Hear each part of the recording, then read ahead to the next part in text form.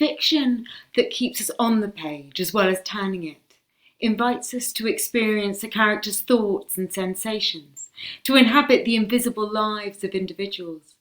And when we come into contact with characters like this, words meet the imagination and make us part of what might otherwise be an unreachable world. We get to see and know the people behind the story. And the story of A Small Dark Quiet is one of loss, migration, and the search for belonging. We look through her eyes as she finds the courage to grieve for a child she never had the chance to hold, and then through the eyes of the orphan she and her husband, Gerald, adopt from a displaced persons camp 2 years later.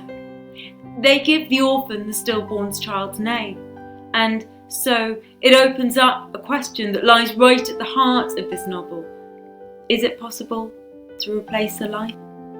No two moments in time are ever quite the same, but no two moments in time can ever quite be dislocated from each other either. We can't map history onto the present, and we can't collapse the experience of today's refugees with those seeking a place of safety before, after and during the Second World War. To do so would be to divest individual lives of identity and context. But facts can only do so much. They can come at us like competing horrors, and so we become numb.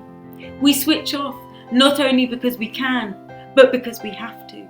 But what fiction can do is provide a bridge between history and recorded testimony, by pulling us back to see how deeply entrenched we are in that past, and perhaps help us carry this legacy forward. The characters in A Small Dark Quiet are caught between the need to forget and the compulsion to remember. Fractured memories and dreams will haunt them. Arthur, the orphan, will never know his origins, but they will insist on being known. What matters most here is not the moment of crisis, that moment that catches our attention, but what happens after.